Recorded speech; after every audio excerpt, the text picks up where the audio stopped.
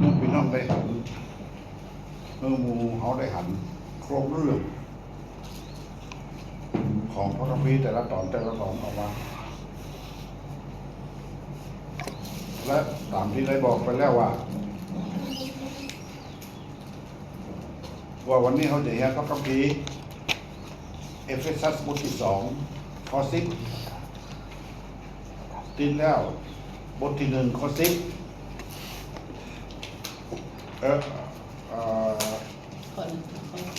ข้อ1ถึง10แล้ววันนี้จะเป็นข้อ10ข้อเดียวข้อ1ถึงข้อ9ติดแล้ววันนี้ข้อ10ข้อเดียวโอเคนะครับพี่น้องเปิดพระคัมภีร์เอเฟซัสบทที่2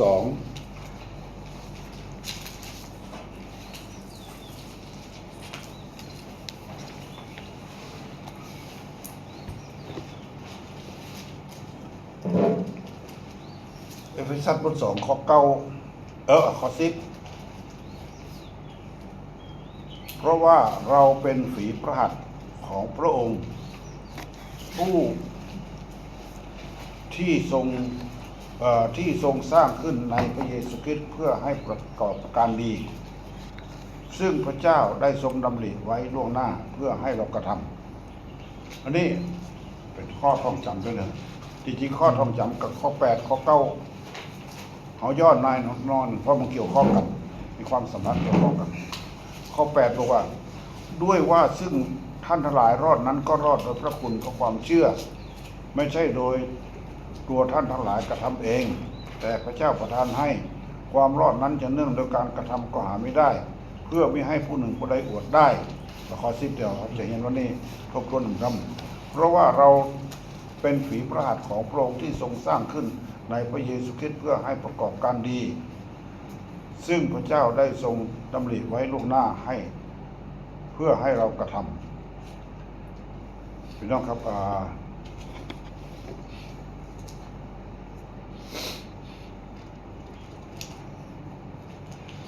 เขาเคยได้ยินคำนี้คุ้นเคยเป็น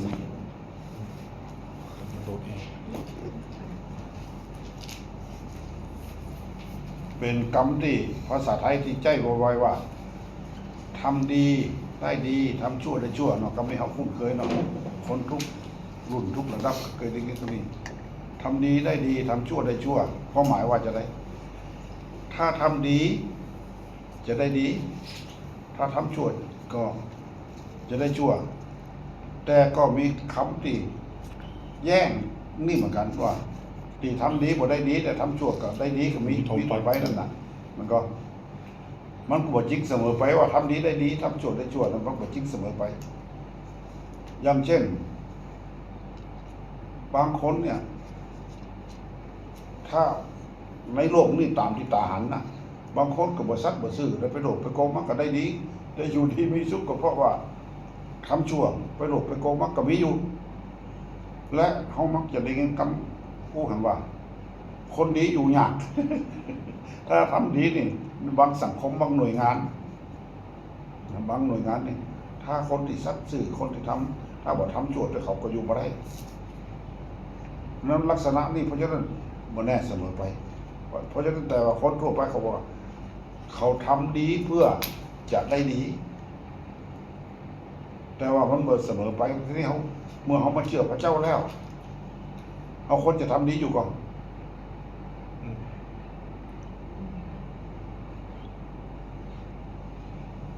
คนจะทำดีอยู่ก่อนทำดีเขาคนจะทำดีนะวันนี้เขาจะเรียนรู้ถึงเรื่องการทำดีของคริสเตียนการทำดีของคริสเตียนซึ่งในหัวข้อว่าการทำดีในนามพระทัยของพระเจ้า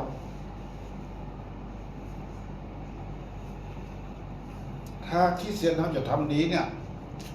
เขาจะทำดีในนามพระทัยของพระเจ้าตรงกันข้ามเจ้าโลกเขาทำดีเพื่อจะได้ดีแต่เขานี่ทำดีเพราะอย่างเขาทำดีเพราะอย่างเพราะเขาได้ดีแล้วเข้าใจก็เพราะเขาได้ดีแล้วเขาถึงทำดีเพราะฉะนั้นที่เขาทำดีเพราะว่า เขาได้ดีแล้วและได้ดีทำดีในน้ำพระทัยของพระเจ้าในเอเฟซัสบทที่2ว่าเพราะว่าเขาเป็นฝีพระหัตถ์ของพระเจ้าที่สร้างขึ้นมาใหม่เขาเป็นฝีพระหัตถ์ของพระเจ้าฝีพระหัตถ์ของพระเจ้าที่ไหนมาได้ผู้บอกย้อนแต่ที่แล้วน้อยเขาเป็นฝีพระหัตถ์ของพระเจ้าทีนี้อันนี้อาดัมเนาะอาดัมทำผิดนะพาราโทมาซินนั่นนะก้าวผิดพลาดแล้วก็เดินทางแต่ที่พระเจ้าจะคืออาดัมเดินเส้นนี้และอาดัมก้าวพลาดแล้วก็ในการบาปผิดเป้าแปลว่าผิดเป้าอามาเทียนี่แปลว่าผิดเป้าอาดัมเดินทางนี้ลูกหลานอาดัมก็ต่อตัวชั่วอายุคนที่นี้ลงบนที่ห้าก็สุดยอดว่าเหตุฉะนั้นความบาปเข้ามาในโลกเพราะคนเดียวคืออาดัมความตายไฟวิญญาณความตายก็เกิดมาเพราะบาปนั้นแต่ความตายก็แผ่ไปลามมาถึงมนุษย์ทุกคนอันนี้คือคนทั้งหลายอยู่ที่นี่แล้วที่นี่โดยพระคุณความหักแผนการของพระเจ้าพยายามจะคือแต่ละคนเดินทางเส้นเนี่ยปั้นปลายก็คือบึงไฟนรกพระเจ้าพยายามจะไปพินาศในบึงไฟนรกเพราะฉะนั้นพระเจ้าแยกจะได้พระเจ้าก็มาเกิดเป็นพระเยซูวันตายมันมาถึงนี่พระเยซูเนี่ยที่พระองค์สร้างเขาว่าด้วยฝีพระหัตถ์ของพระเจ้าความหมายคือภาพนี้เมื่อเจ้าพระเจ้าไม่น่ามาแฝงอะไรอย่างสำหรับเขานะแต่ว่าโดยที่พระเจ้ามาตายบนไม้กางเขนเพื่อเขาด้วยการยกโทษยกบาปนี่คือฝีพระหัตถ์ของพระเจ้าและเพราะฉะนั้นคนใดคนหนึ่งอยู่ที่นี้มาถึงจุดนี้เขากลับใจเขาสารภาพบาปตอนรับพระเยซูเขาก็ถูกยกขึ้นย้ายมาเพศจากที่นี้มานี้และมูนี่หมายถึงใครคนที่บ่ยอมกลับใจก็ยังเดินทางไปสู่ความพินาศไปสู่เป้าหมายคือความพินาศผิดเป้าแต่คนที่มาถึงที่นี้กลับใจในหัวเขากลับใจในวันเวลาตีแตกต่างกันแล้วเขากลับใจแล้วพระเจ้าก็ยกเขาขึ้นมาเขาขึ้นอยู่เวลาเขาเดินบนเส้นใหม่ง่ายเขาเรียกว่าง่ายแผ่นดินอย่างที่เราเห็นที่แล้วเขาง่ายจากเส้นตังนี่มาเส้นตังใหม่และอันนี้เรียกว่าเขาถูกสร้างใหม่เขาถูกสร้างใหม่เมื่อเขาถูกสร้างใหม่แล้วเรียกว่าเขาได้ดีแล้วเมื่อเขาได้ดีแล้วเขาถูกสร้างใหม่เขาได้ดีแล้วทีนี้เขาก็ทำดีในแผนการของพระเจ้าจากสวรรค์เขาก็ทำดีในแผนการแนะนำของพระเจ้าจากสวรรค์ไม่ใช่ตามสติปัญญาความคิดของเขาที่นี่โอเคพ่อถามพระคัมภีร์ผู้ถามนี่พี่น้องสังเกตถ้าโครงเรื่องออกมาแบบนี้พระคัมภีร์อธิบายพระคัมภีร์อธิบายพระคัมภีร์คือผู้ที่จะทำนี้ในน้ำของพระเจ้าก็คือว่าหนึ่งคือกอไก่เป็นผู้ที่ถูกสร้างใหม่ต้องเป็นคนที่ถูกสร้างใหม่ก็คือที่นี่ก่อนเรามาที่นี่ก่อนเนี่ยต้องเป็นผู้นี้เขาต้องเป็นคนที่ถูกสร้างใหม่ที่นี่ก่อนเนี่ยหนึ่งเป็นคนที่ถูกสร้างใหม่โดยอย่างบังเกิดใหม่ทีเนี้ยเนี่ยเริ่มต้นจากการบังเกิดใหม่คริสตจักรหรือหน่วยงานที่บทสอนเรื่องการบังเกิดใหม่เขาก็ถูไทยกันอยู่ที่เนี้ยเนี่ยไปบั้นปลายเป้าหมายก็คือพิษเป้าของพระเจ้าเพราะฉะนั้นเขาต้องยึดน้ำพระทัยของพระเจ้าเป็นหลักเสียงของพระเจ้าเป็นหลักในการที่จะดำเนินชีวิตทุกเรื่องทุกกรณีน้ำพระทัยแผนการของพระเจ้าเป็นจะไรต้องเริ่มต้นที่ถูกสร้างใหม่เริ่มต้นจากการบังเกิดใหม่เขาได้รับความรอดพอเขาบังเกิดใหม่เขาได้รับความรอดหมายความว่าเขาได้ดีแล้วเป็นต้องเข้าใจก่อนโดยที่ตั้งหนึ่งเขาได้ดีแล้วอยู่นี่เขาปลูกง่ายนะโคโลสีบท1 ข้อ 13บอกว่าพระองค์ได้ทรงย้ายเราออกจากอำนาจแห่งความมืดเข้าสู่แผ่นดินที่รักแห่งพระบุตรของพระเจ้าในการไทยในความรักของพระเจ้าและในการย้ายแผ่นดินของพระเจ้าเราได้รับการไถ่โดยพระโลหิตของพระเยซู เนี่ยเขาถูกง่ายของพี่ละบ้านเลขที่เท่าไรก็ จริง จากบ้านเลขที่จากบ้านเลขที่เท่าไร ไม่ใช่สี่ หก 6 เป็นเครื่องหมายของมารซาตานที่มันใส่เครื่องหมดกับมนุษย์นะหกเป็นเลขของมารซาตานและเขาง่ายมาบ้านเลขที่เจ็ดเป็นเลขของพระเจ้าเป็นเลขที่ครบถ้วนเป็นเลขที่บริบูรณ์เขาง่ายมาง่ายสำหรับนกวัวละเขาง่ายแต่ดีน้อยง่ายที่ดูไม่ละนะแล้วแม้ว่าโลกนี้เขาจะอยู่ที่ไหนก็แล้วแต่บ้านเลขที่ไหนก็แล้วแต่ตำบลอำเภอจังหวัดไหนก็แล้วแต่ฝ่ายวิญญาณเขา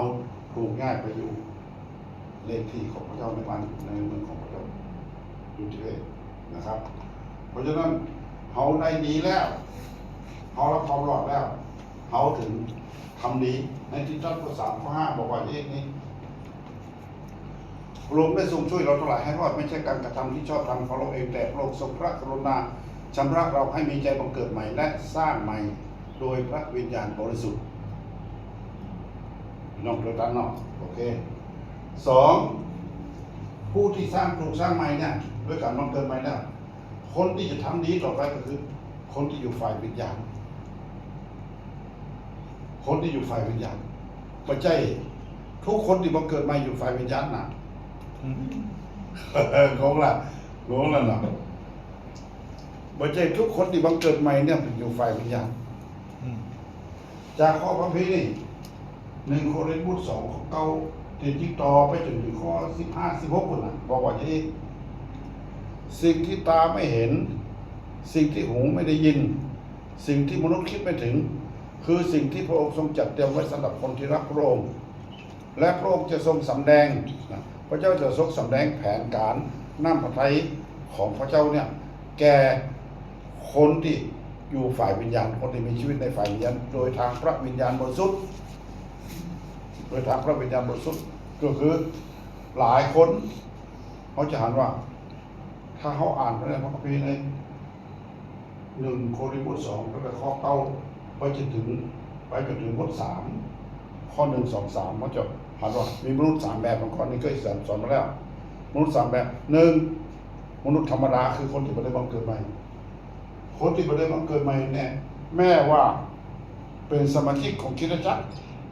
แม้ว่าเป็นคริสเตียนแม้ว่ามีตำแหน่งเป็นศาสนาจารย์เป็นศิษยาบาลแม้ว่าเรียนจบสูงมาถ้าเขาอยู่ที่นี่เขาไม่ได้ถูกสร้างใหม่หรือเขาเดินผ่านพระเยซูว่าตายพุทธแม่เขียนผ่านมา2,000 กว่าปีแล้วเขายังเดินอยู่บนเส้นทางนี้เขาประกับใจนี่พระคัมภีร์เรียกว่ามนุษย์ธรรมดาคนเหล่านี้เขาบ่สามารถที่จะรับน้ำพระทัยของพระเจ้าได้เขาบ่ได้รับการทรงนำจากพระวิญญาณบริสุทธิ์เขาอยู่ที่นี่เพราะฉะนั้นนี่เรียกว่ามนุษย์ธรรมดา2มนุษย์ฝ่ายเนื้อหนังใน1 โครินธ์บทที่ 3ข้อ1 2 3เป็นต้นไปว่าเขาเคยกลับใจใหม่แล้วบังเกิดใหม่แต่ว่าดำเนินชีวิตตามเขาบ่ได้มอบกายถวายชีวิตให้กับพระเจ้าบ่อยู่ภายใต้การครอบครองการควบคุมและยังทำทุกอย่างตามอำเภอใจตัวเก่าอยู่อันนี้เรียกว่ามนุษย์ฝ่ายเนื้อหนังประเภทที่2และมนุษย์ฝ่ายวิญญาณนะเขาว่ามอบกายถวายชีวิตให้กับพระเจ้าแล้วก็พระวิญญาณของพระเจ้าชีวิตอยู่ในฝ่ายวิญญาณพระเจ้าครอบครองพระเจ้าควบคุมและพระเจ้านำนี่คือมนุษย์ฝ่ายวิญญาณและมนุษย์ฝ่ายวิญญาณนี่แหละที่เขาจะหู้น้ำพระทัยของพระเจ้าว่าพระเจ้าของเราทำดีคือมันอยู่ไปว่ามนุษย์ฝ่ายนั้นจะวาดรูปกับไปใช้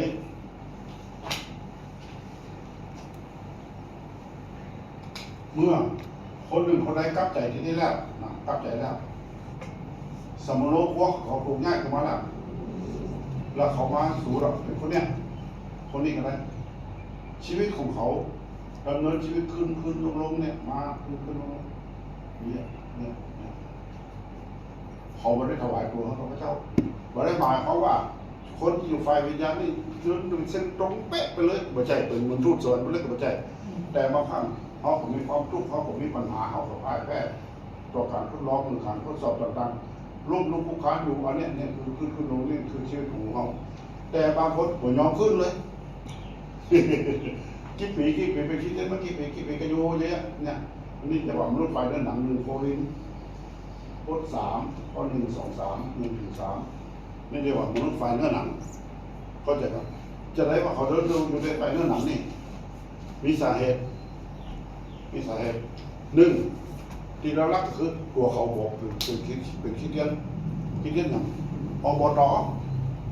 พวกเคยเรียนก็คิดได้อบต.เอาบทแน่ โอ้คนใหม่มากเลย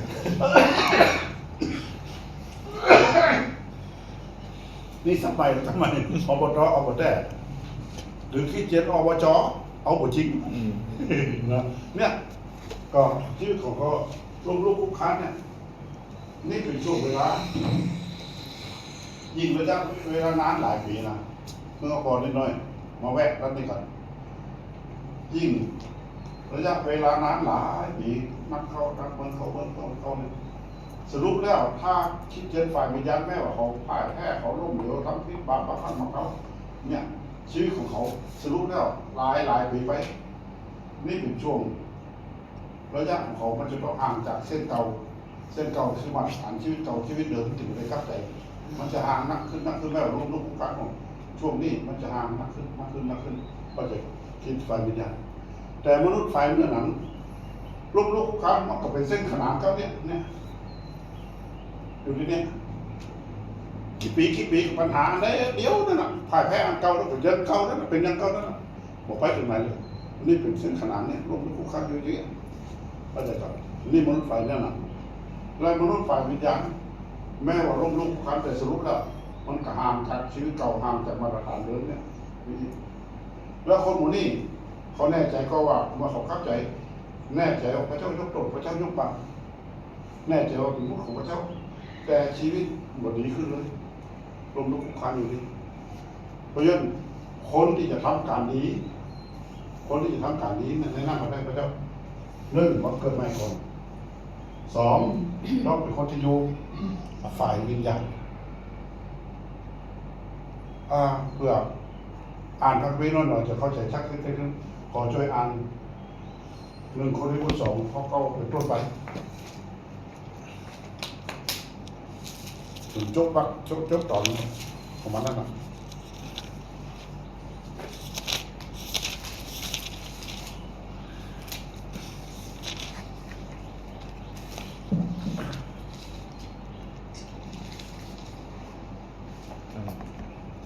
1 โครินธ์บท 2 ข้อ 9ดังที่มีเขียนไว้ในพระคัมภีร์ว่าสิ่งที่ตาไม่เห็นสิ่งที่หูไม่ได้ยินและสิ่งที่มนุษย์คิดไม่ถึงคือสิ่งที่พระเจ้าได้ทรงจัดเตรียมไว้สำหรับคนที่รักพระองค์ต่อไปพระเจ้าได้ทรงสำแดงสิ่งเหล่านี้แก่เราทางพระวิญญาณเพราะว่าพระวิญญาณทรงอย่างรู้ทุกสิ่งแม้เป็นความล้ำลึกของพระเจ้าอันความคิดของมนุษย์นั้นไม่มีผู้ใดอย่างรู้ได้เว้นแต่จิตวิญญาณของมนุษย์ผู้นั้นเองฉันใดพระดำริของพระเจ้าก็ไม่มีใครอย่างรู้ได้เว้นแต่พระวิญญาณของพระเจ้าฉันนั้นต่อไปหน่อยเราทั้งหลายไม่ได้รับวิญญาณของโลกแต่ได้รับพระวิญญาณซึ่งมาจากพระเจ้าเพื่อเราทั้งหลายจะได้รู้ถึงสิ่งต่างๆที่พระเจ้าได้ทรงโปรดประทานแก่เรากล่าวถึงเรื่องสิ่งเหล่านี้ด้วยถ้อยคำที่ไม่ใช่ด้วยสติปัญญาของมนุษย์สอนไว้แต่ด้วยถ้อยคำซึ่งพระวิญญาณได้ทรงสั่งสอนคือเราได้อธิบายความหมายเรื่องฝ่ายวิญญาณให้คนที่มีพระวิญญาณฟังเอาละเราอธิบายเรื่องความหมายฝ่ายวิญญาณคือคนที่มีพระวิญญาณสิ่งที่เขาจะรับนำอะไรของพระเจ้าเป็นฝ่ายวิญญาณต้องเป็นคนที่มี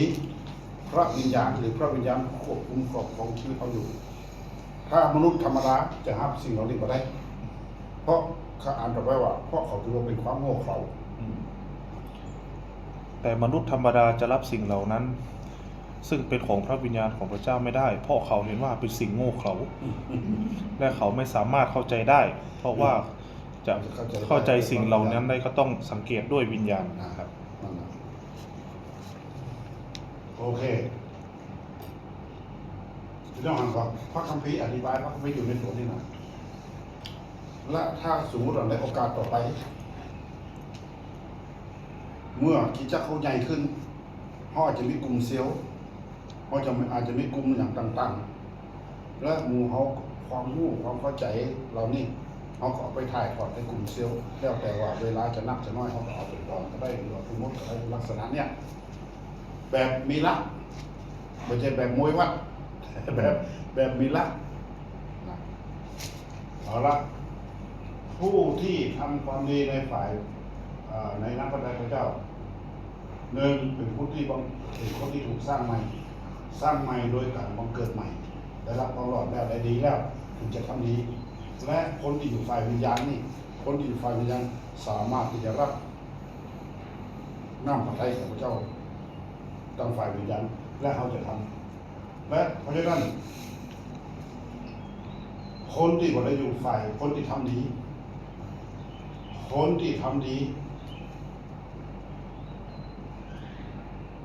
ในฝ่ายเปรียบเทียบคนที่ทำดีในน้ำพระทัยของพระเจ้าเป็นฝ่ายวิญญาณและคนที่ทำดีที่ยังไม่ได้ถูกสร้างใหม่อยู่ทั้งโลกนี้มันแตกต่างก็คือคนเหล่านี้เขาบ่สามารถทำน้ำพระทัยของพระเจ้าและเขาก็ทำเพื่อตัวเองโดยตัวเองและพระเจ้าเรียกว่าถ้าปราศจากพระเจ้าหรือว่าจะดีหรือให้เรียกว่าเป็นไฟหนักเนื้อหนังเรียกว่าเป็นไฟเนื้อหนังรวมบท8 ข้อ 8เดี๋ยวเป็นสมาธิได้เกิดเพราะฉะนั้นเขาจึงมาบอกเองครับว่าเนื่องเป็นคนที่ถูกสร้างใหม่2รับการทรงนำจากพระวิญญาณบริสุทธิ์เขาจะช่วยไผเขาจะทำดีคุณงามความดีเรื่องอย่างเรื่องใดก็แล้วแต่ต้องอยู่ในน้ำพระทัยของพระเจ้าท่านต้องอยู่ในนั้นโดยรับการทรงนำของพระวิญญาณบริสุทธิ์ก็จากข้อพวกนี้เนี่ยเรียกว่าเนี่ยแน่ใจว่าเป็นน้ำพระทัยของพระเจ้า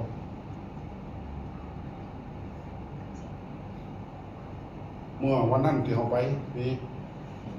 กันกับลูกแล้วก็ไต่ระหว่างทางผมเกิดความคิดขึ้นมาว่าเอาไปอธิษฐานที่เทิงนั่นน่ะมันก็ใช้เวลาแบบเหมือนเราเวลามันยังเหลือนักอยู่เราก็มีความคิดอยากจะไปหาอย่างสยันที่เป็นหลานเขาเกี่ยวข้องกันในเรื่องของงานของพระเจ้านี่ตลอดอยากจะไปหาเขาเป็นน้ำพระทัยของพระเจ้าก็อธิษฐานแต่บ่ได้อู้หมูอธิษฐานในใจอยู่อธิษฐานอยู่ในรถอยู่อธิษฐานคนเดียวอยู่จนถึงที่เขาอธิษฐานกับเตียนตาซ้ายเขาเจ้าเป็นยังคิดอยู่จะอธิษฐานข้างหนึ่งโอเคเกิดความรู้สึกขึ้นมาว่าถ้าเขาอยู่เขาสะดวกก็จะไปเพราะมีความมั่นใจนักขึ้นเนี่ยคนจะไปเขามีเวลาอยู่โทรศัพท์ไปถามอยู่วันก่อนจะมาเยี่ยมมาเอาเขาบอกว่าเขากำลังจะออกจากบ้านไปซื้อต้นไม้ดอกไม้มาทำสวนยอมนั่นน่ะแล้วมันจะกลับบอกว่าชั่วโมงหนึ่งเขาก็อันกับพอดีอยู่ถ้าจะไปนี่นะรถของมันโดนเล็กปักยางนั่นน่ะยางมันแบนเขาไปปะยางรถอยู่ก็ไปถึงพุ่นกับมันก็ประมาณนั้นชั่วโมงนึงเสร็จแล้วเขาก็โทรมาบอกไปกับเดียวผม20 นาทีเขาปิ้งมาละกับว่าถึงบ้านแล้วมาเลยเมื่อไปแล้วเขาหันพระคุณของพระเจ้ารู้นี่นะถ้าอู้ถึงพระคุณของพระเจ้านี่ซึ่งในพระคุณของพระเจ้าตลอดตั้งแต่เริ่มต้นพระเจ้าเรียกพระเจ้านำเป็นคำเป็นตอนเรื่องยังหลายเรื่องที่เกี่ยวข้องถ้าพูดถึงพระคุณของพระเจ้าเนี่ยตื่นตันใจแล้วเขาไปหันบ้านเขาเป็นยังไงบ้างโอ้ตั้งอยู่ถนนบอกเข้าไปโอ้เป็นเหมือนตึกรับบ้านช่องใหญ่โถอยู่เนี่ยน่ะเขาว่าเขาฟังว่ามีคนหนึ่งพอได้ป้ากัน15 ปีพอได้ป้ามาอู้กันแล้วเปิ้นถามไทยจะได้ม่วงเปิ้นถวายเงินถึง1 ล้านบาทที่เขาสร้างขึ้นมาเขาไปหันคนเขาทำออฟฟิศใหม่อย่างที่เขาที่ไปยื่นนะเขาลื้อใหม่ทำใหม่หมดเลยขนของไว้นอกแล้วตั้งที่เขาไปนั่งหันเป็นห้องครัวแต่ก่อนมันแคบลื้อกว้างแล้วก็มีอย่างมีอาคารมีห้องน้ำมีอย่างห้องครัวมีอย่างไม่ขึ้นมาหมดเลยและสิ่งหนึ่งที่หนุนใจนักก็คือว่าหลายคนเขาทำหอพักนี่ก็เป็นหอพัก คนอื่นเขาทำหอพักนี่หลายปีหลายแห่งทำเป็นธุรกิจเอาละอ่อนมาบังหน้าเลือกเพื่อจะประชาสัมพันธ์เพื่อจะได้เงินมาเป็นธุรกิจแต่ดร.สายันเป็นพันธกิจของพระเจ้าแล้วละอ่อนที่มาอยู่ที่นั่นน่ะเป็นชนเผ่าก็มีคนพื้นเมืองพื้นบ้านก็มีมาอยู่ที่นั่นมาฮับเจือแล้วพอมาจากหมู่บ้านบ่จะเลือกเอาคริสเตียนน่ะหมู่บ้านที่บ่ได้เป็นคริสเตียนมาละอ่อนมันมาอยู่ที่นี่ได้รับการยันรู้เรื่องของพระเจ้ามากับใจฮับเจือเสร็จแล้วมีพระราชใจสร้างละอ่อนนี้ขึ้นมาปรากฏว่ารอนมันนี่เมื่อเขาออกจากหอพักไปแล้วเขาก็ไปมีความสัมพันธ์ในหมู่บ้านของเขา มีคริสตจักรเกิดขึ้น18คริสตจักรเกิดขึ้นเขาดีอกดีใจนี่ลุ้นได้รับการหนุนใจขนาดนั้นโอ้มี18หมู่บ้านแล้วที่นี่รอนนที่หอพักนี่มีภายหลังเขามีครอบครัวที่แรกเขาบอกว่ามีคนมาสอนเรื่องกู้ชีวิตว่าพ่อเราเอาเรื่องของไม่ได้เป็นคริสเตียนมาก่อนเราก็ขอดูด้วยถ้าเป็นกู้ชีวิตจะต้องแต่งงานกับคนที่เป็นคริสเตียนเนี่ยรอมนั่งเขาหูเรื่องอ่ะเขาบอกเข้าใจเขาใครหัวแต่ภายหลังมาเขาก็ได้กู้ชีวิตที่เหมาะสมเป็นคริสเตียนแล้วในหมู่บ้านเขาเปิดคริสตจักรเกิดขึ้นแล้วเขามีลูกเดี๋ยวนี้ลูกเขามาอยู่ที่หอพักกันหลายคนอันนี้ได้รับการหนุนใจขนาดแล้วเขาอู้หันถึงหันคนหนึ่งที่ชื่อมาเรียนั่นเป็นหน้าเขาน้องแม่ของเขาน้องแม่ของอาจารย์สยันคนเนี้ยไปสัมผัสเมื่อประมาณสัก3 ปีมาแล้วลุงไปเทศนาที่คริสตจักรแห่งหนึ่งที่อำเภอปงแล้วกลางคืนเขาปักกันไปฟังแล้วคนที่ชื่อมาเรียไปกลับใจที่นั่นแล้วทีนี้ร้อนรถกระเด็นรถกันนั้นนะแล้วคริสตจักรในสภาเนี่ยเป็นเหมือนจะหู้เรื่องกับผู้กษัตริย์แปลกเรื่องของประธานเรื่องฝ่ายวิญญาณกันเต็มเปี่ยมเต็มล้นว่ามันจะสนใจว่ามันจะสอนตรงนี้ว่าคนนี้เต็มเปี่ยมเต็มล้นด้วยวิญญาณไอ้ฐานเป็นภาษาแปลกรวบรวมคนเข้ามาในกลุ่มเพราะว่าได้ไปฟังคำเทศแล้วเขาไปกลับใจดีสอนเมื่อก่อนประมาณสัก3 ปีแล้วแล้วก็ทำได้รับการหนุนใจรู้สึกมาด้วยกำลังแม้ว่าเขาอ่อนเพลียแต่เขามีกำลังในฝ่ายวิญญาณชื่นชมยินดีนี่เป็นก็แน่ใจว่าสิ่งนี้เป็นน้ำพระทัยของพระเจ้าในสิ่งที่พระองค์ทรงสำแดงในสิ่งที่พระองค์เกิดความรู้สึกมีความคิดลักษณะนี้นะครับเพราะฉะนั้นหลายสิ่งหลายอย่างเขาต้องแน่ใจว่าเป็นน้ำพระทัยพระเจ้าถ้าเขาอยู่ในครอบครัวเนี่ยบางครั้งเขาเงินเจอคนนี้เนาะเขาจะปรึกษากัน ถ้าคนนี้เดือดร้อนแต่ละเขากับพอที่ช่วยได้อยู่เขาช่วยเขาหน่อยเขาช่วยตัวหนึ่งเขาบอกให้คัดแย่งกันเลยนั่นเรื่องนี้และสิ่งเนี้ยคือความดีที่เขาทำเป็นคุณงามความดีที่มาจากพระเจ้า และเขาบริคิดในเรื่องว่าเขาจะได้คืนมาจะไร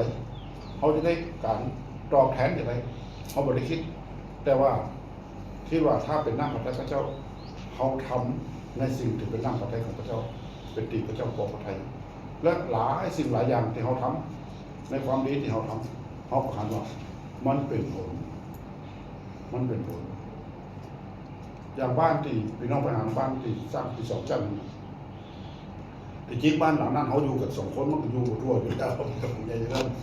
อันนี้แล้วแต่ว่าสร้างขึ้นมาแห่งน่ะบ้าน2 ชั้นนั่นน่ะอย่างน่ะถ้าจะอูในแง่ของความดีในน้ำพระทัยของพระเจ้าแล้วว่าโอ้เป็นน้ำพระทัยพระเจ้าอธิษฐานถามพระเจ้าแล้วว่าสมควรก่อนที่จะแต่งบ้านหลังนี้ขึ้นมาควรจะเป็นศูนย์พี่น้องมาพักมาอบรมมาจับข่ายเป็นน้ำพระทัยพระเจ้าก่อนพระเจ้าก็ตอบใจแล้วเขาก็ตัดสินใจตามน้ำพระทัยของพระเจ้านี่แหละเพราะฉะนั้นการเขาต้องรับการทรงนำจากพระวิญญาณสุดว่าแน่ใจว่าเป็นน้ำพระทัยของพระเจ้าและไม่ใช่เพื่อตัวเองเมื่อเขาเปรียบเทียบถึงนี่ว่าเปรียบเทียบกับคนที่ว่าได้ลงสร้างใหม่คนดีโลกนี้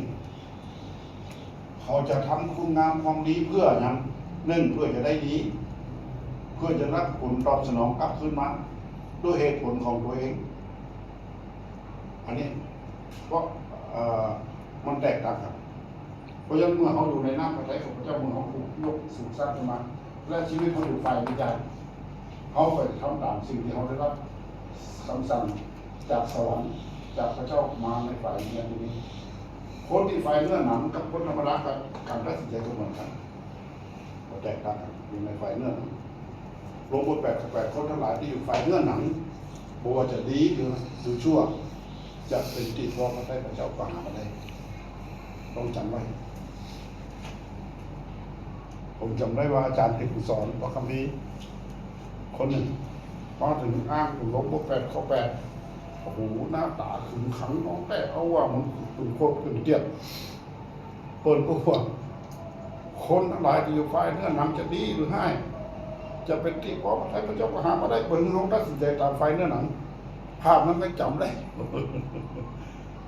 แล้วหันย่างว่าเหตุฉะนั้นสิ่งที่ท่านหลายปรารถนาจะทำจึงทำไม่ได้ สิ่งที่ท่านหลายปรารถนาทำจึงทำไม่ได้ นั่นจากหนังสือกาลาเทียถ้าเขาดำเนินชีวิตในฝ่ายเนื้อหนังพระเจ้าก็เอาเนื้อหนังก็เอาสิ่งที่ท่านหลายปรารถนาจะทำคือทำอะไรนั่นทำความดีในนามพระทัยพระเจ้าทำในสิ่งที่เป็นการทรงนำของพระเจ้าที่จะประสบความสำเร็จในนามพระทัยพระเจ้าสิ่งที่เขาปรารถนาที่จะทำไม่ได้สิ่งที่ท่านหลายปรารถนาทำจึงทำไม่ได้เอากาลาเทียบท 6หน่อยแล้วกาลาเทียบท 5 ข้อ 16เปิดก่อน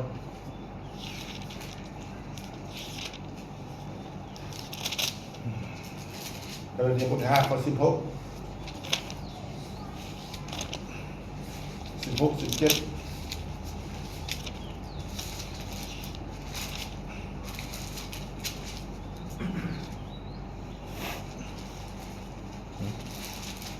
ได้ละ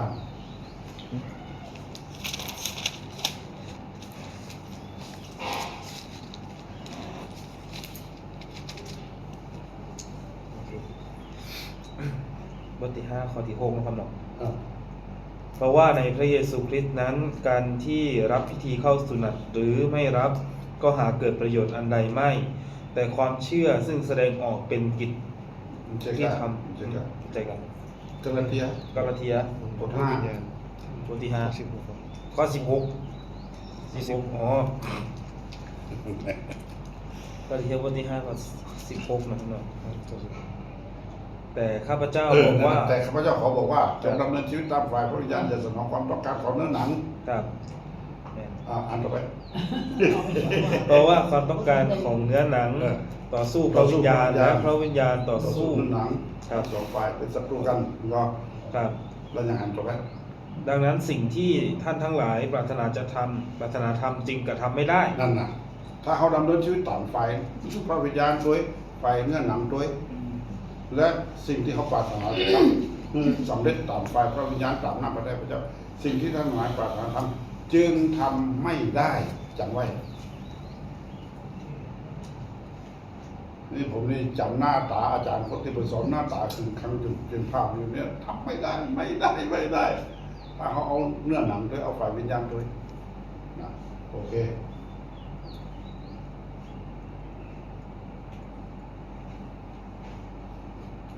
เขาทำในน้ำพระทัยของพระเจ้าในฝ่ายวิญญาณไม่ใช่เพื่อตัวเอง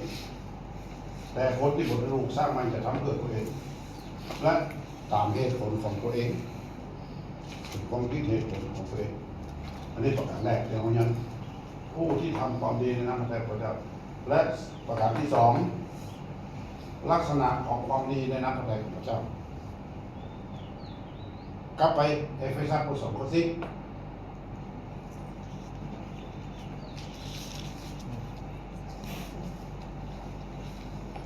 เพราะว่าเราเป็นฝีพระหัตถ์ของพระองค์ที่ทรงสร้างขึ้นในพระเยซูคริสต์เพื่อประกอบการดีซึ่งพระเจ้าได้ทรงดำริไว้ล่วงหน้าเพื่อให้เรากระทำลักษณะความดีที่เราจะทำในน้ำพระทัยของพระเจ้า1เป็นแผนการที่พระเจ้าทรงกำหนดไว้ล่วงหน้าองค์ทรงกำหนดไว้ก่อนหลังพระเจ้ามีพิมพ์เขียว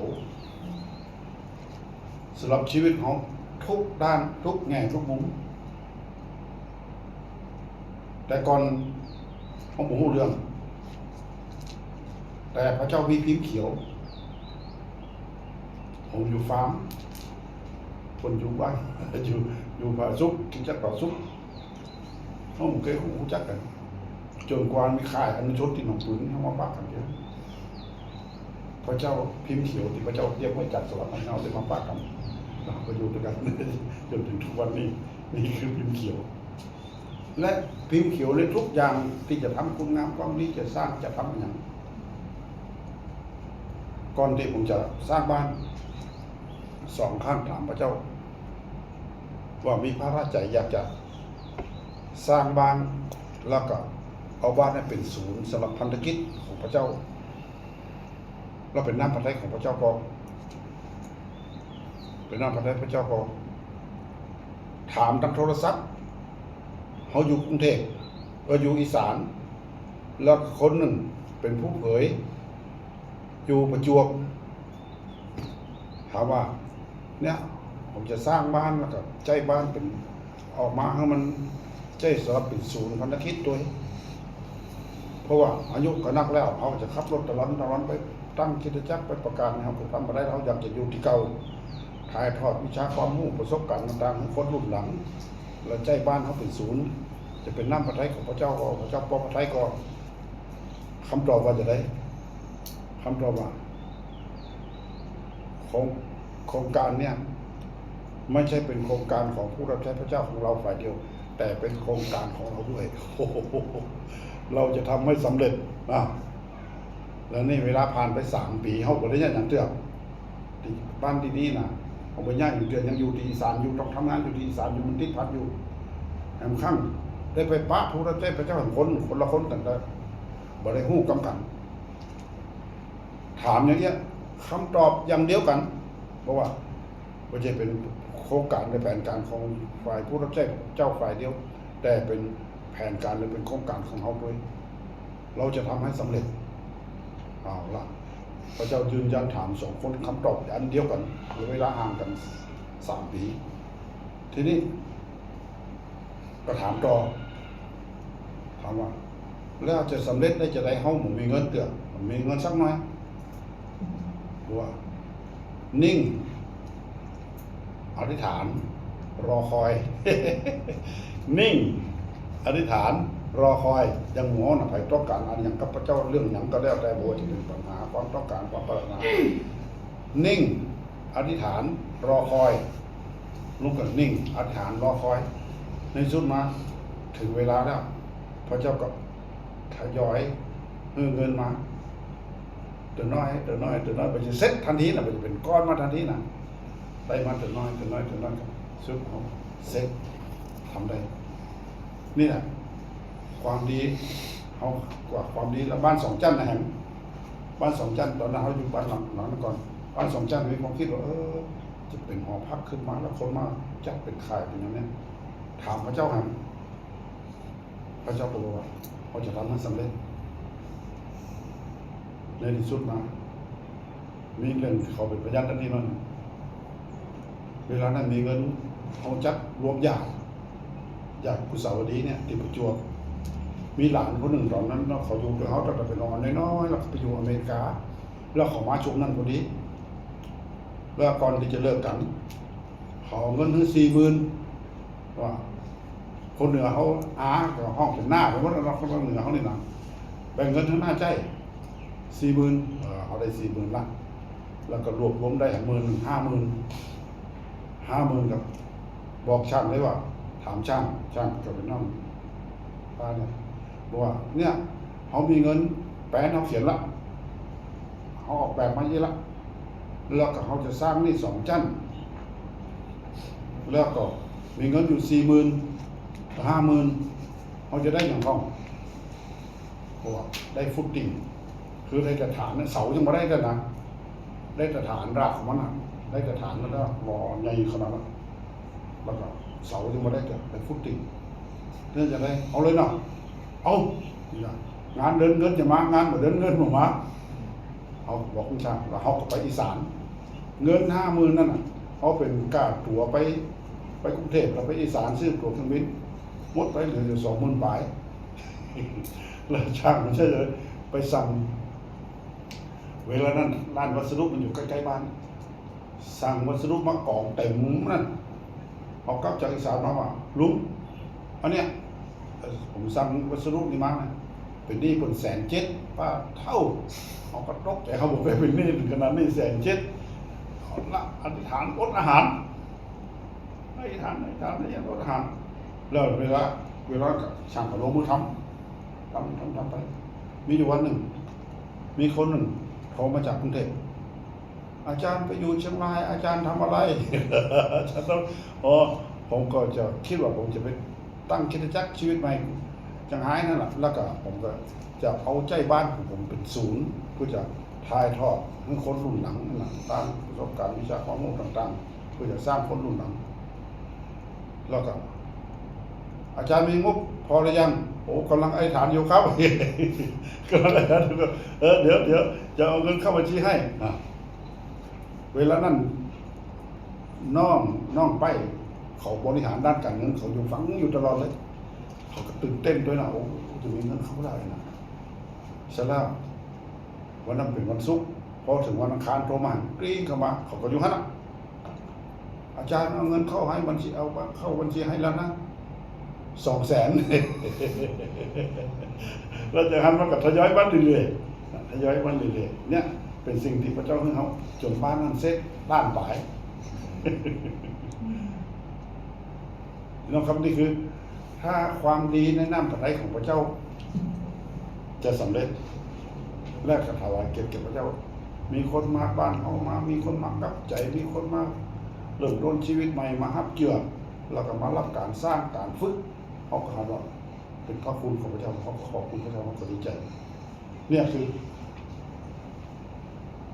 พระเจ้ามีพิมพ์เขียวจากสวรรค์ละพระเจ้ากำหนดไว้ก่อนละที่เขาจะทำสิ่งนี้และเพียงแต่ว่าเขาไปตามวิ่งไปตามแผนการของพระเจ้าและอย่างหนึ่งที่สำคัญอย่างหนึ่งนอกจากสิ่งนั้นเป็นแผนการของพระเจ้าแล้วสิ่งที่เขาทำความดีเนี่ยเขาสนองพระคุณของพระเจ้าเขาสนองพระคุณของพระเจ้าเมื่อไผ่ก็แล้วแต่ที่ได้รับการถูกสร้างให้ที่นี่และดำเนินชีวิตในฝ่ายวิญญาณที่นี่ไม่ใช่ฝ่ายเงินดำเนินชีวิตในฝ่ายวิญญาณมีความสัมพันธ์กับพระเจ้าในฝ่ายวิญญาณเขาจะสำนึกอยู่เสมอว่าเขาจะสำนึกถึงพระคุณของพระเจ้าอยู่เสมอและมีสิ่งใดทางใดที่เขาจะสนองพระคุณของพระเจ้าได้เขาจะทำเขาจะหันว่าถ้าเจ้าโลกในการที่จะช่วยเหลือเกื้อกูลคนอื่นเมื่อเขาร่ำรวยเมื่อเขามีเงินเมื่อเขามีฐานะแล้วก็มองคนอื่นทุกข์ยากลำบากสิ่งที่เขามีอยู่ขอช่วยนั้นเจ้าโลกจะอันแต่ว่าคริสเตียนคนที่รับคุณของพระเจ้าเขาบอกว่าเขารวยก่อนเขาก็ทุกข์เหมือนกันเขาจะไปช่วยคนอื่นได้จะไรเขาบอกจะทำบอกจะนั่นในตัวอย่าง2 โครินธ์บทที่ 8 ข้อ 2จะเปิดอ่าน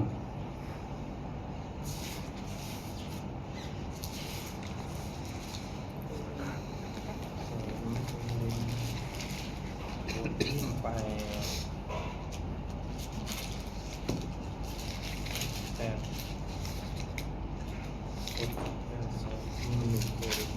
ตัวอย่างจากพี่น้องชาวคริสเตียนชาวโครินธ์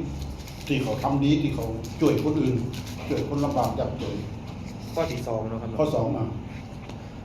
เพราะว่าเมื่อคราวที่พวกเขาถูกทดลองอย่างหนักได้รับความทุกข์ยากความยินดีใช่ไหมล่ะ จะละ ความยินดีล้นพ้นของเขาและความลำบากยากจนอย่างที่สุดของเขานั้น ก็ล้นออกมาเป็นใจศรัทธาอย่างยิ่งครับ นะครับจะอธิบายเบื้องหลังว่าชาวโครินธ์เนี่ยที่เขาเชื่อพระเจ้าแล้วเขาไปใจสุขสบายทันทีเขาได้ผ่านความทุกข์ยากลำบากนักแต่ว่าเมื่อความกดดันความทุกข์ยากลำบากยากจนคนแค่มาถึงเขาสำนึกในพระคุณของพระเจ้าว่าสิ่งนี้พระเจ้าอนุญาตเกิดขึ้นกับเขาและสิ่งที่เขาได้รับสิ่งนี้จากพระเจ้าเป็นพระคุณมากมายสิ่งที่เขาสัมผัสอยู่พระคุณของพระเจ้านี่ล้นออกมาความรักที่เขาได้รับจากพระเจ้าล้นออกมาเป็นการ ถวาย เขาวิงวอนเปาโลนะเขาวิงวอนว่าขอให้ข้าพเจ้ามีส่วนช่วยคือข้าพเจ้าได้ส่วนช่วย เอาเงินที่เอาส่วนของเขาเนี่ยสมทบกันแล้วไปช่วยคริสเตียนที่ลำบากอยู่ที่อื่นที่เยรูซาเล็มว่าข้าพเจ้าขอมีส่วน ความยินดีนั่นน่ะความทุกข์ยากลำบากนั้นและเป็นการของความยินดีล้นออกมาเป็นการทำความดี เพราะฉะนั้นมันไม่จำเป็นต้องรวยก่อนเขาช่วยเต่าที่เขาช่วยได้คือเขายันหูวันนั้นได้อู้ข้างก่อนนี้ได้อู้ได้บอกที่ว่า อาจจะมีคริสเตียน2 ประเภทคริสเตียนจอบกับคริสเตียนพวกคริสเตียนจอบมันคุดเข้าหาตัวเก่าเขาบอกคุดเข้าหาตัวเก่านะแต่เขาต้องเรียนรู้เป็นคริสเตียนพวกตักออก คนอื่นเพราะฉะนั้นยิ่งเขาตักออกพอพร้อมก็ไหลลงมาแต่ว่าพอเจอฮื้อในสิ่งที่ทำให้เขาลำบากไม่ใช่ฮื้อในสิ่งที่เขามีอยู่ไม่ใช่สิ่งที่เขาไม่มีเต้าที่เขาทำได้พระเจ้าจะเพิ่มเติมพระเจ้าจะเพิ่มคุณกับเขาครับเพราะฉะนั้น การสนองพระคุณลักษณะของการทำนี้เป็นการสนองพระคุณความรักของพระเจ้า เป็นพระคุณความรักของพระเจ้าที่ล้นออกมาและก็เพื่อแผนการนับพระทัยของพระเจ้าจะได้สำเร็จเขาโอนกันเตียนกันกับลูกได้ไปโดยเขาที่ไปที่พูดจริงๆมันจะเจอเขาลูกหันเจอเขาครั้งแรกเด็กบอกรู้จักมาก่อนเจอแล้วพระเจ้าแสดงนั่นแต่ว่าพระเจ้ามีแผนการสำหรับคนแต่เขาความทุกข์ยากลำบากเป็น10 ปีมาแล้วนะโอ้โหบางครั้งแสนสาหัสแท้ๆละเขาช่วยเพราะอย่างสิ่งที่เขาช่วยได้พูดกันแล้วปรึกษากันแล้วเป็นครั้งหลายครั้งเพื่อแผนการที่พระเจ้ามีสำหรับเขานะจะได้สำเร็จถึงเขาลุดพ้นจากสภาพนี้แล้วเขาไปหันตีวันที่เขาบานมันดีขึ้นเลิกแล้วหนาเด็กก็เยอะละบ้านก็ถูกยึดไปละที่ดินบ้านหนึ่งถูกยึดไปละเป็นหนี้5 ล้านแล้วก็เดี๋ยวนี้กำลังจะก่อตัวขึ้นมาลุดพ้นจากบางสิ่งบางอย่างที่เขาไปช่วยตัวเนี่ยก็คือว่าเพื่อสิ่งที่พระเจ้าเรียกเขาเพื่อแผนการของพระเจ้าเหมือนกันอย่างที่หมอมาที่นี้บางคนที่แตกเบื้องหลังที่แตกต่างกันภาระปัญหาบางคนที่แตกต่างกันหรือว่าจะเป็นครอบครัวหรือว่าจะส่วนตัวหรือว่าอย่างก็แล้วแต่ธุรกิจต่างกันเขาจะช่วยกันเพื่อแผนการที่พระเจ้ามีสำหรับแต่ละคนจะได้สำเร็จอาเมนเนาะนั่นแหละเพื่อแผนการของพระเจ้าที่มีต่อแต่ละคนจะได้สำเร็จเพราะฉะนั้นเป็นการสนองพระคุณของพระเจ้าแล้วเป็นความล้นเป็นความยินดีออกมาและเพื่อแผนการและนำของพระเจ้าจะได้สำเร็จในพระคัมภีร์กิจการคือว่าเปาโลก็ยังใจนี่คือบางคนนะไม่จำได้เลยไม่พระคัมภีร์ไม่บอกแล้วใจนี่คือบางคนที่เขามาเจอพระเจ้าใหม่ๆและเพื่อเขาลุกขึ้นมาได้แล้วแผนการสำหรับชีวิตของคนนั้นจะได้สำเร็จนะแล้วก็ประการสุดท้ายไม่ใช่ว่าเขาทำคุณงามความดีไปแล้วโอ้เขาล้มเขาจมเขาเสียหายเขาทุกอย่างมาเจ๊งคุณเจ้าเขาเจ๊งเนี่ยคนกระทำความดีในพระเจ้ามีสองช่วงเรื่องแผนการทั้งแผนการของพระเจ้าที่นั่นพระเจ้าสำเร็จในโลกนี้ก็คือในส่วนของเขาเพราะว่าในส่วนของเขาก็ได้ทำละและในส่วนของเขาเนี่ยพระเจ้าอันนี้สิ่งที่พระเจ้าวิจารณ์สำหรับเรื่องนี้จะได้สำเร็จ2การตอบแทนการตอบสนองเขาจะได้รับค่าตอบแทนจากพระเจ้าเขาจะได้รับค่าตอบแทนจากพระเจ้ามีทั้งปัจจุบันและปัจจุบันและอนาคตปัจจุบันนี่โอ้ยยกตัวอย่างไปแล้วก็เขาก็หูดีสำหรับคนอื่นแต่ตอนนี้หูก็มีอยู่ที่พระเจ้าอวยพรนะเมื่อเขาช่วยเหลือเกื้อกูลเมื่อเขาทำดีนะในโลกนี้พระเจ้าไปอวยพรเขาอวยพรเป็น100 เท่านะถ้าเขาทำด้วยความสัตย์ซื่อความสุจริตสิ่งที่เขาควรจะได้สิ่งที่เขาควรจะมีคนที่เขาจะเป็น พระเจ้าก็อวยพรในธุรกิจการงานในความรับผิดชอบในทุกอย่างของเขาออกมาจริงๆเขาทั้งสองคนเขาก็เป็นขอบคุณพระเจ้าอยู่ทุกวันเลยของสละละที่หน้าที่การงานว่าเอาอย่างสักอย่างเราพระเจ้าจะเรียกพระเจ้าก็เรียกจนถึงทุกวันนี้50 กว่าปีมาแล้วพระเจ้าก็เรียกโดยที่เขาบริหารการอาชีพการงานอย่างสักอย่างมาจากพระเจ้าโดยตรงและเขาก็บลำบากเขาก็อยู่ได้เขาบลำบากจำเป็นต้องพระเจ้าอวยพรชีวิตนี้และในความจำเป็นบางอย่างที่เขาจำเป็นเฉพาะหน้าพระเจ้าก็ช่วยแก้ปัญหาตันเวลา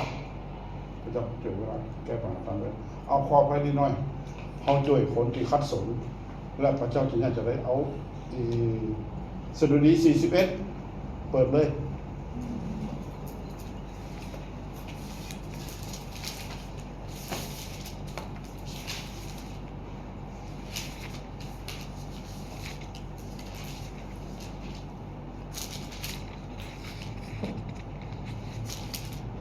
41 ข้อ 1 2 3ไปได้ละอ่านเลยออกเสียง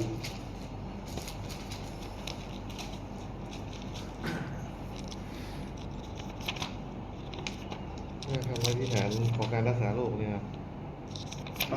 สดุดี41 ข้อ 1 2 3อ่านออกเสียงเลย ผู้ใดเอาใจใส่คนก็เป็นสุขพระยาเวทรงช่วย เอาใจใส่ไปก็ข้ามไปก็ นะครับ อันนั้นคนละฉบับเลยนะ ก็คนละฉบับกัน ผู้ใดเอาใจใส่คนจน นั่นเอาใส่คนจน ครับ เอาช่วยเหลือคือคนจนคนลำบากยากจนแล้วเป็นจะได้จบไปกัน พระเจ้าทรงช่วยกู้เขา ในวัน ยากลำบาก อ่ะ ครับ จบไปกัน พระเจ้าทรงปกป้องกันทรงป้องกันเขาและรักษาเขาให้มีชีวิตในแผ่นดิน คนเรียกเขาว่าผู้ที่ได้รับพระพรขอพระองค์อย่าทรงมอบเขาไว้กับศัตรูของเขาให้ทำตามใจชอบ ข้อ เมื่อเขานอนเจ็บ พระเจ้าทรงค้ำจุนเขา เมื่อเขาป่วยไข้พระองค์ทรงรักษาความเจ็บไข้ทั้งสิ้นของเขาให้หาย 3มี2อย่าง ของเขา รูปประทับใจของฟิตตอนที่ประเภทนอนป่วยอยู่ที่บ้าน ออกจากโรงพยาบาลนะแต่ว่ายังนักอยู่ป่วยอยู่ที่บ้านแล้วก็มีคนหนึ่ง ผู้รับใช้พระเจ้าจากอินเดีย อาจารย์วิจิตรที่เป็นเกิดไม่เทศพวกเรานี่เปิดมาเยี่ยมเปิด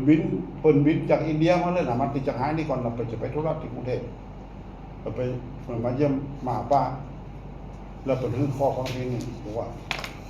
คนที่ยิงลูกก็อ่านผ่านไปหลายครั้งเพราะลูกก็จะอ่านหลายรอบกันมาครับพี่แล้วนี่วันนั้นมันก็แตะต้องใจเพราะว่า คนที่เอาใจใส่คนจนสิ่งที่เขาตั้งใจได้เคยอู้กันว่าเขาพยายามที่จะช่วยหรือนักที่สุดพยายามเป็นพวกนักที่สุดเท่าที่เขาจะช่วยได้ถึงทำได้ตามสภาพตามฐานะที่เขามีอยู่เขาจะช่วยแล้วที่นี่ก็ว่าแล้วเปิดกับปัจจัยหูเขาเนี่ยอย่างพ้องเขาช่วยไปจะได้เปิดปัจจัยหูจะเป็นอ่านพระคัมภีร์นี่เหมือนกับเป็นหูคนที่เอาใจใส่คนจน พระเจ้าจะช่วยเขาในวันยากลำบากมาเมื่อจนตรอกจนมุ้งเนี่ยพระเจ้าจะช่วยเขาในวันยากลำบากอันยังก็ได้ด้านไหนก็ได้เมื่อจนยังยากลำบากเพราะว่าเขาเอาใจใส่คนจนพระเจ้าจะช่วยเขาในวันยากลำบากและต่อไปเมื่อเขาเจ็บไข้ในครอบครัวเขาสามเมื่อเขานอนเจ็บป่วยพระเจ้าจะรักษาเขาหายจากโรคทั้งสิ้นนะแล้ววันนั้นป้านอนป่วยอยู่นะเขาอ้างคำอธิษฐานแต่ว่าดูว่าพระองค์จะกล้าเพียงเนี่ยเราก็มีแล้วเนี่ยพระองค์ว่าจะนี่พระองค์ว่าจะนี่ว่าพระองค์จะรักษาหายจากโรคภัยไข้เจ็บทั้งสิ้นพระองค์ว่าจะนี่และการเอาใจใส่คนจนข้าพเจ้าทั้งสองคนก็ได้ช่วยคนอื่นตามกำลังของเขาแม้ว่านักแต่ตามกำลังด้วยความจริงใจของเขาเอาใจใส่คนจนเขาก็มีส่วนช่วยอยู่และพระองค์สัญญาว่าเมื่อพระองค์จะทรงช่วยกู้เขาในวันยากลำบากและพระเจ้าหมอกของเขาอยู่ในอำนาจของมารซาตานฝ่ายศัตรูเพื่อทำตามใจฝ่ายศัตรูและเมื่อเจ็บป่วยพระองค์จะรักษาโรคทั้งสิ้นเอาอันนี้มาคำอธิษฐานตัวป้าเขายังไอ้ตามได้เด้อป้าก็นอนเดี๋ยวนะอธิษฐานพระเจ้าทำให้สำเร็จนี่พระคุณของพระเจ้า8 เดือนน่ะนอนป่วยอยู่จนเมื่อหายแล้วหมอก็งงว่าหายได้ยังไงหมอที่รักษาเนี่ยหายได้ยังไง เพราะตัวเขาคิดว่าเป็นโรคนั่นเป็นโรคนี่เป็นกระแสที่เชื่อในกระแสเลือดเชื่ออย่างค้นหาเจาะอันกระดูกสันหลังเนี่ยไขกระดูกสันหลังไป5 ครั้ง 6 ครั้งค้นหาว่าเป็นนั่นเป็นนี่หัวใจสักอย่างหรือว่าอย่างสักอย่างในสุดมันก็รักษาตามอาการนะ มันหลายหมอ เจ็บที่ไหนก็คือสิฮันเนี่ย หมอเขาต้องจะเอา แล้วมารุ้นมาหายหมอว่าหายได้ยังไงก็เลยมีพระเจ้านี่พระเจ้าสัตย์สื่อเพราะฉะนั้นพระพรที่มาถึงเขาหนักในวันส่วนของเขาทำให้หนักแต่พระเจ้าเสด็จ2 การตอบแทนในปัจจุบันพระเจ้าช่วยแก้ปัญหาสำหรับเขาเพราะว่าจะเป็นความทุกข์ยากลำบากปัญหาโรคภัยไข้เจ็บของเรา ที่ทำ และความหวังสุดท้ายของเขาก็คือในอนาคตเมื่อเขาไปอยู่กับพระพักตร์พระเจ้าจะคิดบัญชี เมื่อเขามารู้จักพระเจ้าที่นี่แล้วเขาดำเนินชีวิตจะได้พอเขาทำคุณงามความดีในน้ำแต่ของพระเจ้าอย่างของพระเจ้าบอกน้ำเย็นแก้วเดียวพระเจ้าจะลืมก็หาก็ได้พระเจ้าจะคิดบัญชีกับตอบแทนเขา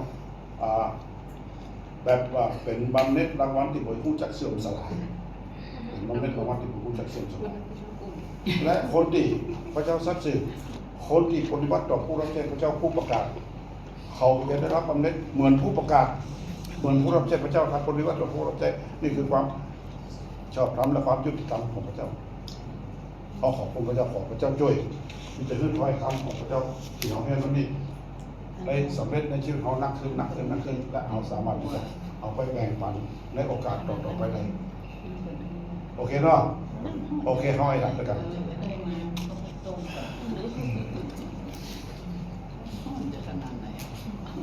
วันนี้มีสิ่งใดที่มีถ้อยคำของพระเจ้าติดเตือนสติหนุนใจที่อยากจะขอบคุณที่อยากจะขอบคุณสิ่งที่เขาเรียนรู้มาสิ่งที่ประสบการณ์ในเป็นพระพรขอบคุณพระเจ้าและพระเจ้าท้าทายเขาอธิษฐานในเรื่องนั้นเขาจะใจเวลานี้อาจารย์ด้วยกันสุดท้ายครับทุกคนอธิษฐานครับพระบิดาเจ้าข้าขอบคุณสรรเสริญในบรรดาพระคุณของเจ้าทุกการทุกทางขอถวายเกียรติแด่พระองค์ร้อยคำอันศักดิ์สิทธิ์ของพระองค์และความสัตย์ซื่อของพระองค์ให้พระองค์เจ้าข้าขอบคุณสรรเสริญที่ทำสุขภาพตั้งแต่เป็นสารของพระองค์ชีวิตเจ้าสำนักการสอนใจพระเจ้าสมแต่พระเจ้าเราพระใจบังเกิดใหม่เชื่อในชีวิตใหม่เริ่มต้นใหม่เชื่อในชีวิตที่จำที่เขาเริ่มต้นได้แต่พระเจ้าไปนั้นจะตอบด้วยกันก็ได้รับพระพรต้องช่วยพระพุทธเจ้ามามากมายจากพระสัญญาที่พระเจ้าเนื่องจากพระสุดท้ายพระเจ้าสำหรับพระเจ้าสิ่งที่ดีพระเจ้าทรงเป็นพระเจ้าพระเจ้าในชีวิตใช้ที่เราที่มันจะเยซูสำหรับเราในพระเจ้าคุณและขอพระคุณพระคุณช่วยพระเจ้าสำหรับเราผู้สายและเป็นส่วนของเจ้ามีของเจ้าสายเป็นเดินชีวิตน้องของเจ้าข้าของเจ้าสมบูรณ์ของเจ้าเจ้าการเกิดต่อของตัววัจนะของเจ้านั่นได้ก็เป็นจริงในชีวิตเขาเจ้าเราถวายเกียรติแด่พระเจ้าผู้ทรงเจ้าเป็นช่วยเหลือจากโดยช่วยเหลือบรรดาผู้ที่พัดสงพระสัญญาของเจ้าดีของเจ้าจะได้สำเร็จและเป็นจริงในชีวิตของทุกคนเจ้าในทุกด้านชีวิตสตางกำลังปัญญาจากชีวิตการเงินการเงินของเราการรักษาการจงปังพระเจ้าสำเร็จในห้องอาเมนพี่น้องครับเขาจับมือกันเขาจะอธิษฐานขอพระเจ้าอวยพรต่อไปตั้งแต่นี้ไปเขาก็จะเป็นทีมงานร่วมรับใจพระเจ้าด้วยกันและแผนการและพระพรของพระเจ้าจะเทพระพรในเมื่อความเป็นน้ำหนึ่งเดียวกันอยู่ที่ไหนพระเจ้าจะบังคับบัญชาพระพรมาถึงพระบิดาเจ้าข้าพระองค์ขอถ้อยคำและพระวจนะของพระเจ้าเป็นที่บังคับและพระพรนั้นให้ดูเป็นพระเจ้าและให้มือพระเจ้าทุกคนผมความรับน้ำพระเจ้าสำหรับที่พระเจ้าทำการช่วยในสิ่งใดในพระเราสร้างสิ่งใดพระเจ้าสร้างอะไรให้พระเจ้าได้ทำอะไรขอพระเจ้าเป็นน้ำจะขาความรักความดีในการยังการที่เกิดขึ้นมาและเราจะได้มีแต่ละใจเดียวกันสาธิตทางเราอยู่นานของการสร้างและพระเจ้าขอพระเจ้าความไม่สิ้นสุดจะมีปรากฏบนที่ที่เราจะใช้ชอบในการที่เราจะ ก่อนหน้าและบทความนี้เป็นนายชอบชอบพระเจ้าทรงโปรดไว้ในที่สุดแล้วต่อไปแล้วทุกสิ่งทั้งหลาย ฮาเลลูยาขอพระ เข้าไปในแดนของสมบูรณ์แห่งความสุขและสุข แห่งกันและท่านของ เจ้าประทานไทยในแดนแห่งความรักของชาวชนพระเยซูเข้ามาสู่จิตใจของเรานะครับให้เป็นได้ยินเสียงและคำที่เราว่าพระเจ้าของเขาอย่างขอกำลังที่เขาจะทำได้เขาและเป็นตัวเป็นสัตว์ของเรานะครับเขาเป็นที่เราทำแบบของเจ้าของเราสร้างสรรค์สร้างสรรค์วอนพบกับหลักฐานจากสัตว์คือที่สร้างสรรค์ของเราชีวิตของเราและสัญญาให้พระองค์ขอสมชัยของพระองค์ขอรับหน้าพระองค์จะร่วมกันช่วยเจ้าเวรอาเลลูยาสรรเสริญแห่งเราสรรเสริญพระองค์ให้น้ำไม่สุดนะ พระบิดาเจ้าข้าเขาประกาศความเป็นน้ำหนึ่งจะเดียวกันในพระนามขององค์พระผู้เป็นเจ้าต่อหน้าเราพูดผีปีศาจมารซาตานวิญญาณชั่วว่าเจ้ามีสิทธิ์ที่จะทำลายคริสตจักรของพระองค์มีสิทธิ์ในการที่จะแทรกเข้ามาในความคิดการทำกำพูทุกอย่างตั้งแต่นี้ต่อไปเป็นสัญลักษณ์เครื่องหมายความเป็นน้ำหนึ่งจะเดียวกันพระเจ้าจะเทพระพรพระเจ้าท่ามกลางเขาทั้งหลายเป็นพระพรอันไพบูลย์ทุกด้านและเขาทั้งหลายจะมีกำลังขึ้นและเขาทั้งหลายจะมีชัยชนะและเขาทั้งหลายจะเต็มล้นเต็มเปี่ยมด้วยพระพรของพระองค์ขอขอบคุณพระเจ้าและขอขอบคุณพระเจ้าสำหรับอาหารฝ่ายร่างกายด้วยที่เขาจะรับประทานร่วมกันขอบคุณพระเจ้าสำหรับทุกคนที่มีส่วนช่วยและมีส่วนจัดการและเงินทองที่เขาได้ร่วมกันซื้ออาหารก็ขอพระเจ้าอวยพรที่จะให้เพียงพอและเกิดดอกออกผลต่อไปขอถวายเกียรติแก่พระเจ้าขอบคุณสำหรับทุกสิ่งในนามพระเยซูคริสต์เจ้าอาเมน อาเมน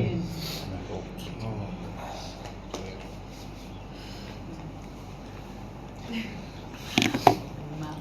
เลยสำหรับทั้งหมดมากมายเรารู้กัน